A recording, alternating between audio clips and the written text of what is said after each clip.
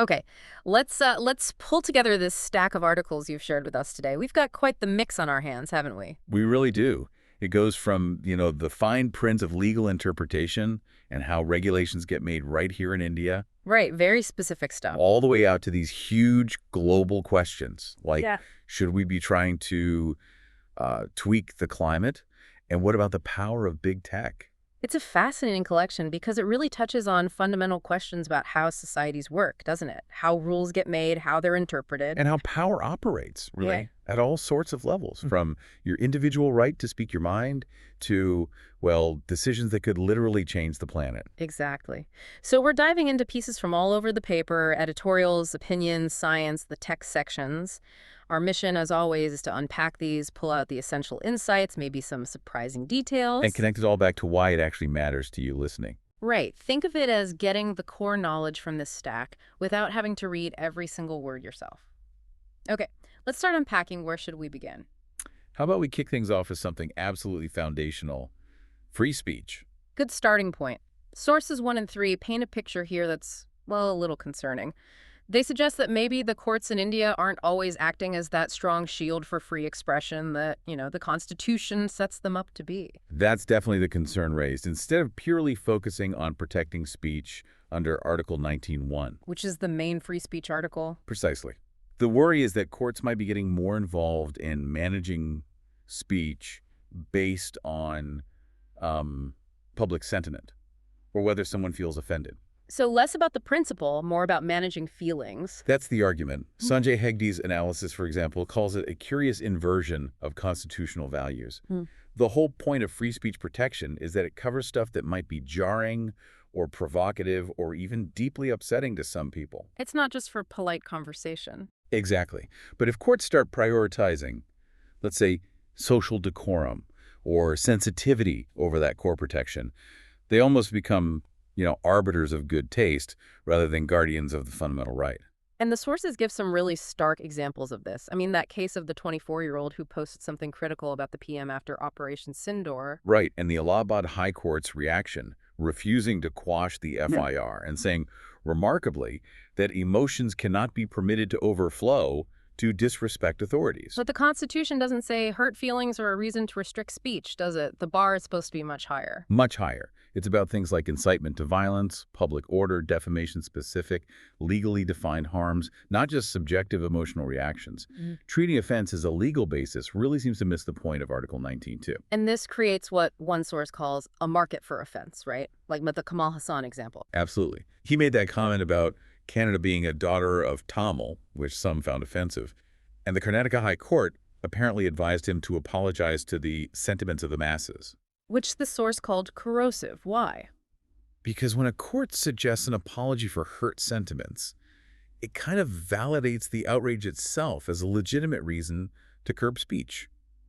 It encourages people to mobilize offense, to silence views they don't like. It suggests speech needs to pass some kind of popularity test. Yeah, it feels like it almost rewards the loudest objectors. And there are other cases mentioned too. Oh, yes. The podcaster, Ranveer Alabadia, facing judicial comments about vulgar language again, focusing on taste. The historian, Ali Khan Mahmoodabad, facing proceedings for sharing views on military optics that apparently hurt sentiments. And the Rahul Gandhi defamation case came up. Right, where the High Court noted free speech doesn't mean freedom to defame the military. Which is true in principle, of course, but the source argues defamation needs rigorous proof, especially when it's criticism of state bodies, not just asserted based on someone feeling offended. Perhaps the most worrying example was using those really serious laws, sections 152 and 3532 of the new code. The ones replacing things like sedition. Exactly. Using those against someone who called the PM a coward, that seems like a massive overreach. It really does. The sources see it as twisting powerful legal tools meant for serious threats to punish what's essentially sharp, maybe rude, political critique or sarcasm. So looking at these examples, what are the patterns the sources are worried about? One seems to be blurring hurt feelings with actual legal harm. That's definitely key. Article 19.2 lists specific restrictions: public order, security of state, incitement, defamation, etc. Simple offense or rudeness just isn't on that list. And the other pattern? It's the chilling effect, the idea that process is the punishment. Even if you ultimately win your case, just facing an investigation, police questioning, court date, It's exhausting and expensive. incredibly so. Yeah. For a lot of people, just the threat of that whole ordeal is enough. They'll just shut up, self-censor, avoid saying anything critical or controversial, even if it's perfectly legal. So the core argument is that courts need to be the protectors of the speaker's right, not the listener's comfort level. Precisely. They should guard the Constitution, not curate public taste. Democracy thrives on disagreement, argument, challenge, even if it gets, as one source puts it, noisy, rude, even reckless. Protecting the right to offend is part of protecting free speech. That's the essential point these analyses are making. The balance in the Constitution leans heavily towards robust speech, and this trend risks tipping that balance the wrong way. So, thinking about the listener, why does this trend matter directly? How could it affect you? Well, it potentially lowers the threshold for what kind of speech can get you into trouble. If subjective offense becomes a bigger factor, you might feel less free to share, say, a sharp political opinion online or tell a joke that pushes boundaries, or even just disagree strongly in a public forum. It changes the whole atmosphere. Makes you think twice before hitting post or speaking up. Exactly. It raises that fundamental question. Who gets to draw the lines for public discourse? Is it the Constitution, or is it whoever shouts offended the loudest? Okay, let's shift gears completely from fundamental rights to the nuts and bolts of government regulation. Sources 2 and 6 talk about some changes happening there. Right. This is about the machinery itself, how regulators like the RBI and SEBI are making rules. And the news here is generally positive, actually. Oh, what are they doing? They're both moving towards making their rulemaking processes more transparent and consultative. Think stronger procedural safeguards. Okay, more transparency sounds good, but what does that actually mean in practice? What are they changing? Well, for instance, the RBI says it will now do impact analyses before finalizing new rules, trying to gauge the consequences beforehand. SEBI has committed to clearly stating the regulatory intent and objectives for new rules. So you know why they're proposing something? Exactly. And crucially, both are formalizing public consultation periods, usually 21 days. This gives people, businesses, anyone affected, a chance to comment on draft regulations. Plus, they're committing to reviewing old regulations periodically to make sure they still make sense. That does sound like a step towards more open governance, less like rules appearing out of nowhere. Precisely. It aims to make the process more predictable and give the public a voice. But the sources also say there's room for improvement, right? Where could they go further? A big suggestion is requiring a clear economic rationale for regulations. Like, what specific market failure is this rule trying to fix? Makes sense. Don't regulate just for the sake of it. Right. And related to that, conducting proper cost-benefit analyses, really weighing the expected benefits against the costs and burdens the regulation imposes. This is pretty standard in places like the US or the EU. And even within India.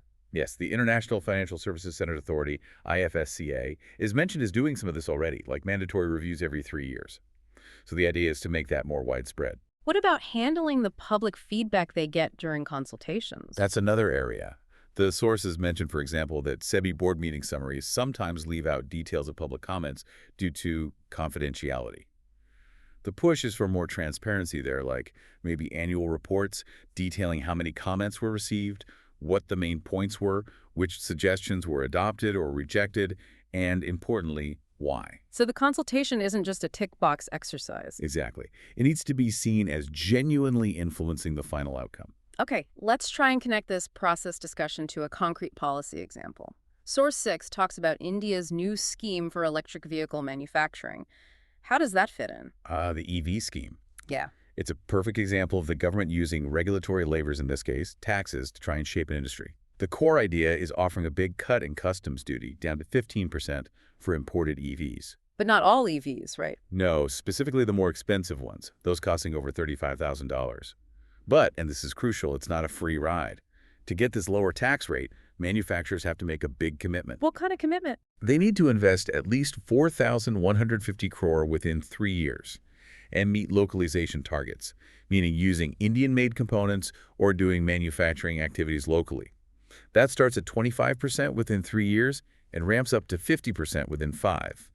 There's also a limit on the number of cars they can import under this scheme. So the carrot is lower import tax, the stick is mandatory investment in local production. The goal is clearly to attract big global players to set up shop here.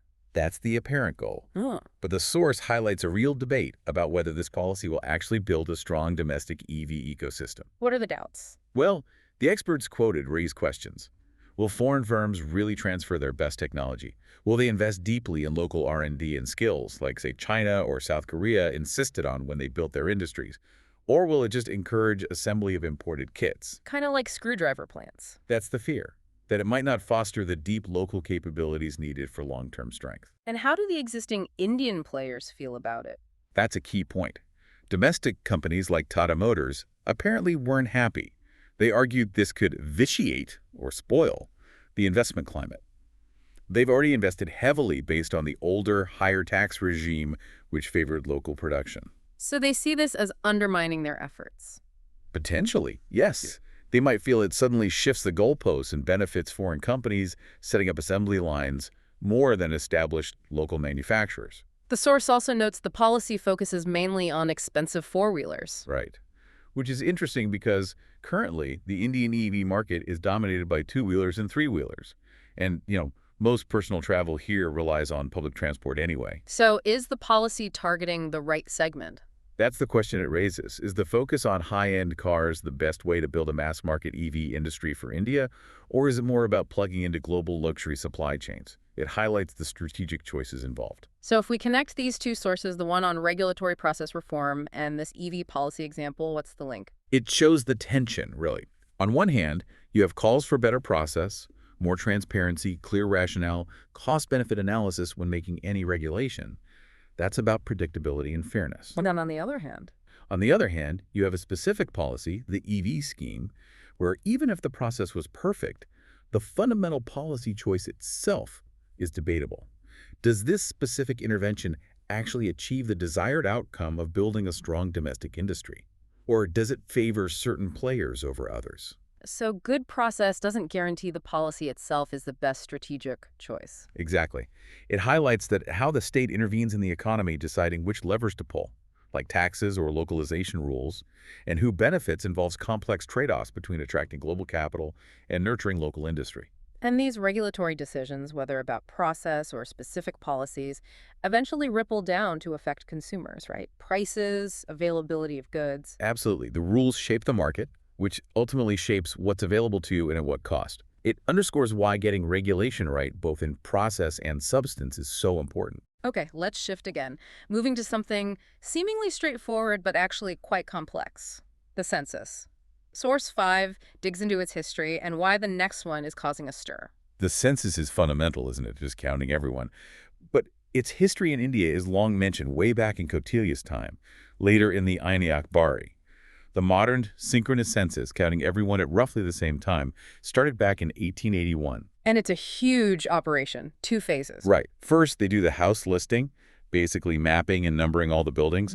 Then comes the population enumeration, actually counting the people living in those houses. Now, the 2021 census got delayed because of the pandemic, and the source says it's now likely in 2027. Why is this particular census grabbing so much attention? The source lists 3 big reasons. Okay, first, and this is a big one politically, it's planned to collect caste details for all Hindus nationwide. That hasn't happened comprehensively since way back in 1931. Why now? There's been growing demand for this data, especially to get a clearer picture of the other backward classes, OBCs. The argument is that you need up-to-date, detailed caste data to effectively design and justify affirmative action policies, like reservations. That data alone could be massive. What's the second reason? Second, this census data will be the basis for delimitation after 2026. That's the process of redrawing the boundaries for Lok Sabha and state assembly constituencies. And crucially, potentially changing the number of parliamentary seats each state gets based on population shifts shown in the new census. so the census literally provides the numbers to redraw the political map. Wow. Okay, third reason. Third, it's essential for implementing the women's reservation law, the one mandating 1/3 of seats in the Lok Sabha and state assemblies for women. That law is explicitly tied to the completion of the next delimitation exercise. Which depends on the census data. Exactly. So no census, no delimitation, no implementation of women's reservation. It's a critical domino. Okay, so this census unlocks major policy changes. But the source talks about genuine apprehensions. What are people worried about? The biggest worry voiced particularly strongly by southern states, but also some smaller states elsewhere, is about losing political power in parliament. How so? Well, if delimitation simply redraws seats based strictly on population figures from the 2027 census, states that have done a better job controlling population growth, often the southern states, might see their proportion of Lok Sabha seats shrink. While states with higher population growth could gain seats. Precisely. So the states that successfully followed national population control policies feel they might be essentially penalized politically for that success. That seems like a genuine dilemma. It is. And it's led to calls for consensus. They're Yeah. saying, let's not just rush into delimitation based purely on these new numbers, especially not before the 2029 elections. Maybe we need a different formula. Or maybe we stick with the current seat allocation based on the 1971 census for a bit longer. So the debate is whether population alone should determine political weight. Right. Or should other factors, like contributions to national goals, be considered? It's a fundamental question about fairness and representation. So, connecting this back to the listener, how does this seemingly bureaucratic exercise of counting people actually affect you? It has very direct impacts. The census data determines how many MPs represent your state or region. It influences how government funds and resources get distributed, because allocations are often based on population numbers. The CAST data could reshape reservation policies, and of course, it will literally define the boundaries of the constituency you vote in. So it shapes your political voice and the resources coming to your area. Absolutely. It's far, far more than just a simple head count. It's deeply tied to political power and resource allocation. Okay, for our final section, let's look at two topics that seem worlds apart, but both involve massive interventions. One, tweaking the planet's climate, the other, Google's digital dominance. First up, climate tweaking. Right. Source 4 takes us into the really controversial area of geoengineering, specifically something called stratospheric aerosol injection, or SAI. Sounds very sci-fi. What is it? The basic idea is inspired by big volcanoes. When they erupt, they blast sulfur particles high into the stratosphere, which reflects sunlight and cool the Earth temporarily. SAI aims to mimic that, deliberately injecting reflective particles, like sulfur dioxide, way up there using planes or balloons or something. Trying to engineer a cooling effect. The study in the article looks at a specific way of doing this. Yes. A lot of the focus has been on injecting very high up, maybe 20 kilometers, because the particles last longer there. This study explores injecting lower down, around 13 kilometers. Why lower? The main argument is feasibility, especially in the short term. Injecting at 13 kilometers could potentially be done using existing aircraft, maybe modified passenger jets or military tankers. That makes it seem technically easier and maybe cheaper to start doing now compared to developing specialized high-altitude planes. Okay, easier to deploy. But surely there are downsides to injecting lower. Definitely. The big one is the particles don't stay up as long. They get washed out by weather more quickly. So to get the same cooling effect, you'd need to inject a lot more material every year. How much more? The study estimated something like 12 million tons of sulfur dioxide a year for just 0.6 degrees Celsius of cooling, maybe up to 21 million tons for 1 degree. That's compared to maybe 7 or 8 million tons needed at higher altitudes. It implies a massive ongoing logistical operation. And injecting that much more material must increase the risks, right? What are the main concerns highlighted? The environmental risks are serious. It could delay the recovery of the ozone layer, especially over Antarctica. There's the risk of increased acid rain in some areas, plus just unpredictable effects on ecosystems from changing temperatures and rainfall. But the source mentions social and geopolitical risks, too. Yes, and these might be even thornier, because the effects are global but likely uneven. Cooling might be greater at the poles, less elsewhere. It could shift rainfall patterns, maybe causing drought in one region while helping another. Which leads to the question, who decides? Exactly. Who gets to control the global thermostat? What happens if one country starts doing it and it harms another? There's no international agreement or governance framework for this at all. It's a huge governance gap. And the risk of complacency. That too. If we think we have this tech fix, does it reduce the pressure to actually cut the greenhouse gas emissions that are causing the problem in the first place? It's a major moral hazard concern. So there's a split between researching it more and just banning it. Very much so. Some groups say we need to research it to understand it better just in case. Others argue it's inherently ungovernable, fairly and democratically, and the risks are too high, so we should have a moratorium now. It's a really difficult ethical and political debate. Literally playing with fire, or rather, sulfates. Okay, let's pivot to the digital world source 7 on Google's antitrust fight. Also about large-scale intervention, but by regulators this time. Right, this is about the U.S. Department of Justice case. The court found Google has illegal monopolies in general search and search advertising. And the core reason was? A key part of the argument was Google's deals, especially the big money paid to companies like Apple to be the default search engine on iPhones and other devices.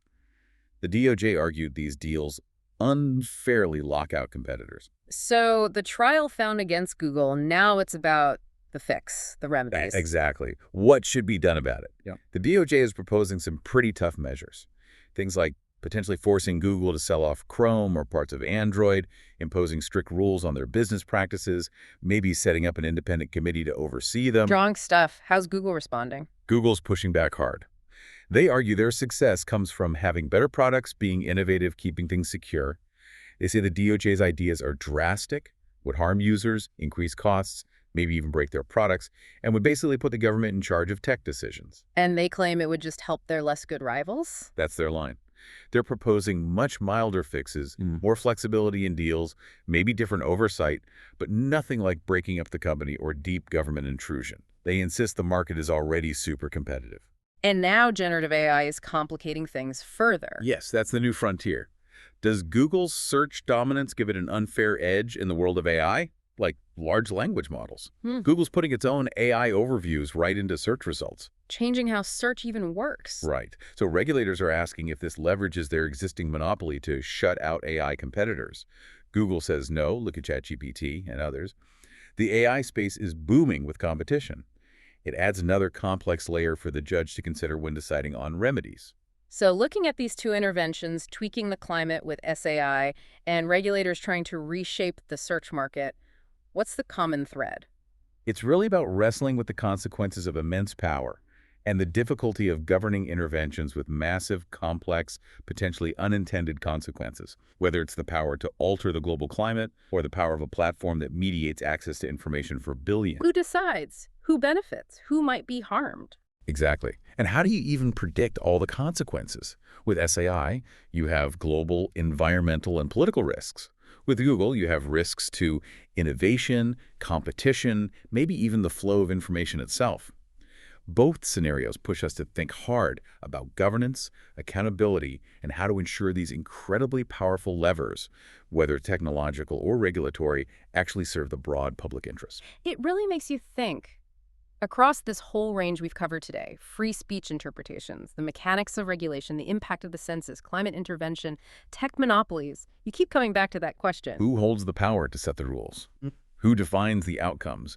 And crucially, how do we make sure that power, wherever it sits in the courts, in regulatory agencies, in tech boardrooms, maybe even among scientists proposing geoengineering, is used responsibly? It's the thread connecting all these seemingly disparate issues, how power is exercised and whether it truly serves the wider public good. It certainly is. And understanding these dynamics is pretty crucial, wouldn't you say? It helps make sense of the forces shaping our society and ultimately our own lives.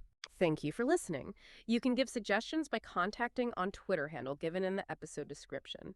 We are always eager to hear what our listeners want to be informed about. We wish you a great day.